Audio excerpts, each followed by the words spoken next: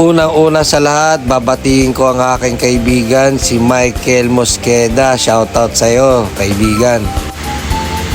Grabe, ang ganda nung nakuha nating female breeder na kasali to sa Grow Out Challenge sa War of the Groomers. Ako po yung nag-select niyan, mga boss. Tapos ang nag-groom po si Sir Francis. Napakaganda ng pagkakagroom, oh. Body, wen, color, solid. Kaya nanalo to sa Grow Out Challenge ng first runner-up. Congrats kay Sir Francis Vargas at saka maraming salamat, bossing, sa pagpamana ng magandang female breeder. Sana maganda ang kalabasan ng breeding natin sa kanilang dalawa. Ang ganda talaga ng pagka-agroom ni Sir Francis, oh. Kaya nakaka-relax tingnan. Ang ganda ng body at saka pati yung kulay ng isda. Panalong panalo.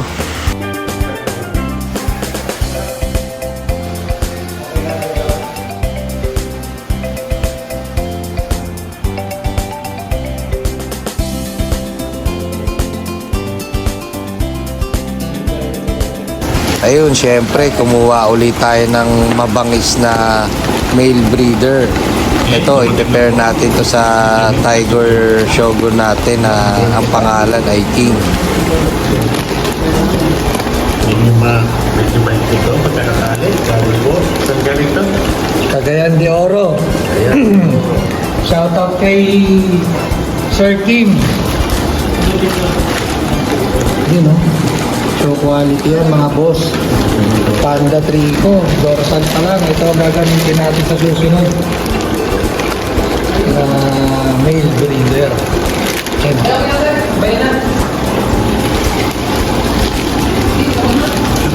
Batafish.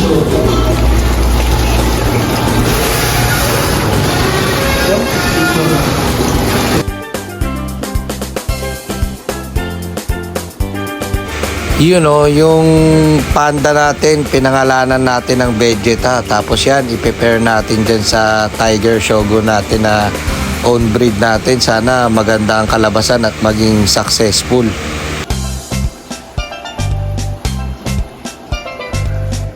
Ang angas ng mukha ni Vegeta. Tapos yung dorsal, palong-palo, tayong-tayo. Ang ganda rin ng caudal niya. Sana talaga maging compatible sila ni King at magandang kalabasan. Kaabang-abang to, mga boss. Ayun, kitang-kita naman, bruskong-brusko, mga bossing. Talagang sasabak din namin to sa online show. Baka sakaling makasungkit tong mga breeder natin na show potential. Grabe, parang balbasarado. Tapos warrior na warrior ang datingan, Spartan dorsal. Ayun, Ayan na, nagalit na si Vegeta. Nag-instant transmission na, mga boss. Na-hyper na, Yan naman si Goku, yan, Nagsusuper Saiyan na si Goku. Tapos ayan, si Vegeta. Boom! Puta. Nagalit na. Ayan pala, salamat kay Sir Kim. Sa mga gustong mag-purchase ng mga potential grade na gold piece, PM nyo lang si Sir Kim. Magaganda ang mga paninda niyan ni Bossing. Yun, this is it. Pansit. Ayan. Bigla nang nag-lay si Chichi. Chichi ang pangalan niyan, mga boss. Asawa ni Goku. Ayan, ito si Goku. Gagamitin na natin. Palalabasin na natin yung Kamehame wave niya, Ayun. Ganyan lang. Unahin nyo muna yung male, mga boss. Para, kita nyo yung semilya. Pisil-pisilin nyo lang konti. Ayan, pindot-pindutin nyo lang yung belly nila. Para lumabas yung semilya. Para pagka ilalabas natin yung egg ng female, makakasagap na ng semilya yung itlog. Mas mataas yung chance na ma-hatch yung eggs nila.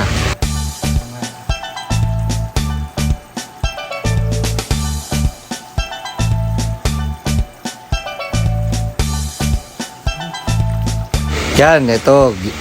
Nilabas na natin yung egg ni Chichich. Ayan. Dahan-dahan lang ang pisil mga boss para hindi ma-stress yung breeder natin. Tsaka hindi sila malaspag. Pag madiin nakakasira ng belly at tsaka katawan. Tsaka hawakan nyo din ng maayos yung isda nyo para yung mga dorsal nila, mga pin, hindi mabali, mapol pag masyadong mahigpit yung hawak nyo. Doon nasisira yung mga show potential natin na isda pagka ginamit natin for breeding, pagka hindi natin nahawakan ng maayos o na-hands-on ng maayos. Yan, ganun lang ginawa ko boss. Palitan lang, male, female. Pero inuna ko talaga yung male para pagkalabas ng egg, pasok na kagad yung semilya nung male sa eggs nung female. Tapos wag crowded mga boss. Maliit lang dapat yung planggana nyo para mas mataas yung chance na ma-hatch. Gumamit ako ng mga 4 na planggana para hindi crowded yung eggs nila, kasi pagka crowded yan mapopollute tapos hindi ma-hatch.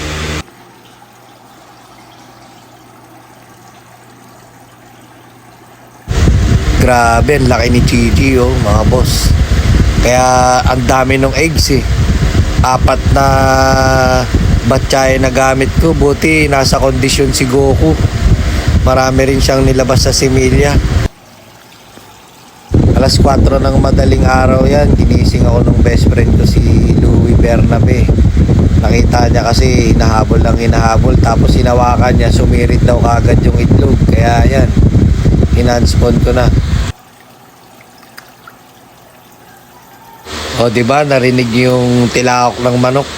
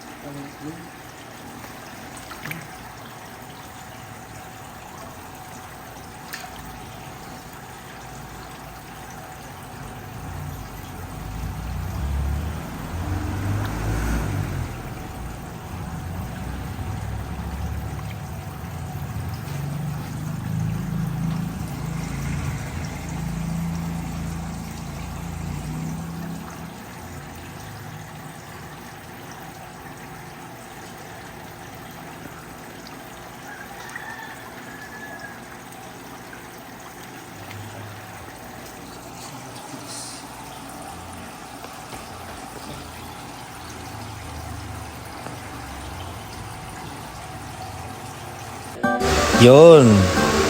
Inano ko muna sila mga boss. Kumbaga yung tubig doon sa pinaghandsponan ko, 30 minutes hindi ko pinalitan. Tapos after 30 minutes, yan, winater change ko na yan, bagong tubig na yan. Tapos pinatakan ko lang ng 3 patak ng methylene blue. Tapos malakas na aeration. Ayan, after 3 days, na-hatch na sila mga boss. Yun napakadami nung anak nila ni Goku at saka si Chichi. Successful yung breeding natin, kaya update ko kayo mga boss. Sana maganda ang kinalabasan kasi parehong potential grade yung parents, kaya sana magaganda talaga halos lahat.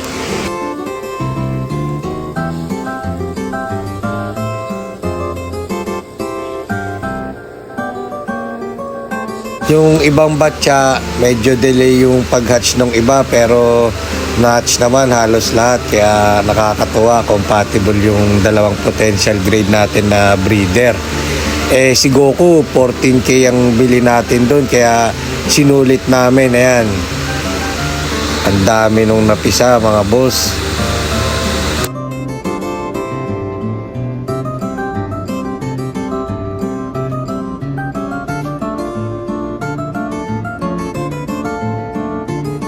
Yung Manila Geo ko na rin.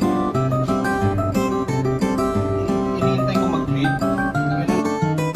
Yun, dinalaw tayo ni Sir Allen Risa. Maraming salamat bossing sa pagbisita. At nagustuhan ni Sir Allen yung mga food natin sa Japanese resto natin. After 2 months, i-release namin to mga bossing. May mga nakausap na rin kaming pet shop at saka sa mga gustong mag-resell dyan, update ko kayo mga boss. Tapos ihiwalay natin yung mga potential grade. Siyempre, iba yung presyohan nun mga bossing.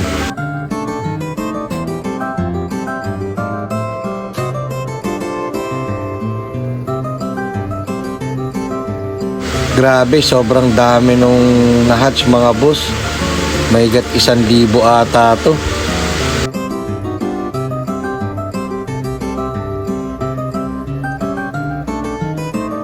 Ito pala si Vegeta mga bossing. Ito i-prepare natin sa Tiger ST Shogun natin. Sana compatible at saka kaabang-abang kung anong lalabas na mga anak kasi panda tapos tiger.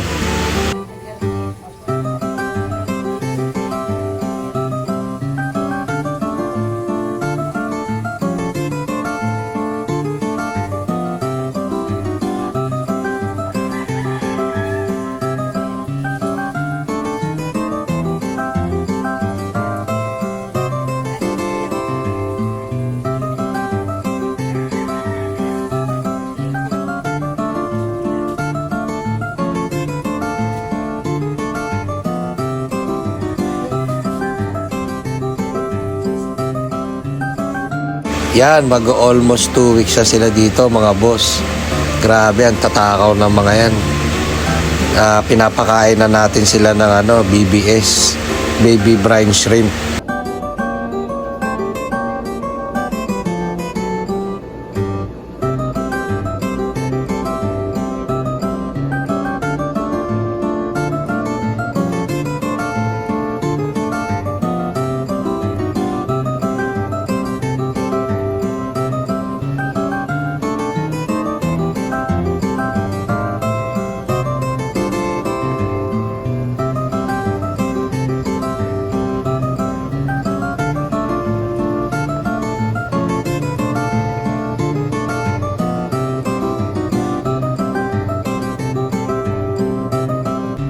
Yun nga pala mga boss, madaming natutuwa na mga customer sa display natin. Kaya habang nag-aantay sila ng pagkain, nalilibang talaga sila sa mga goldfish.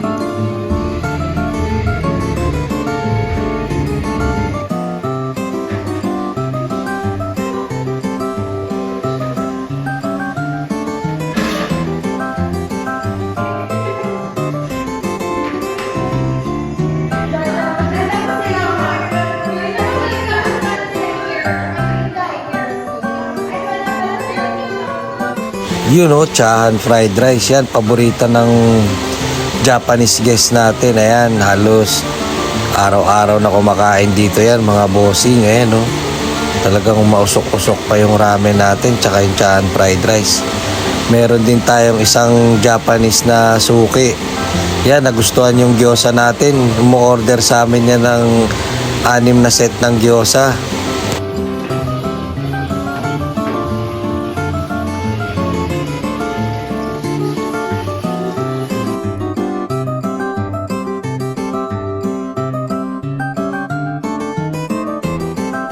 Meron din tayong mga nigiri mga boss. Ayan.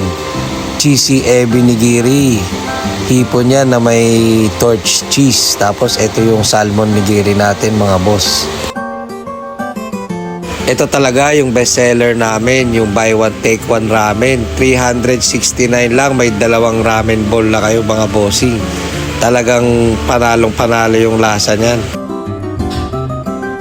Yun, meron din tayong American guest mga bossing. Ito yung suki natin na Japanese mga boss. Ayan, si ma'am.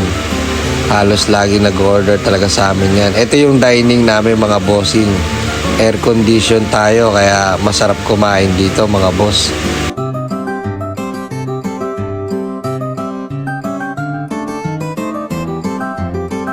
Okay mga boss, hanggang dito na lang uli. Update ko na lang kayo sa progress ng ating Chubby Fry. At saka pakilike na rin nung Facebook page namin ng bagong branch ko ng Miyamoto Musashi Sushi Bar Meadowood. Maraming salamat mga bossing and God bless.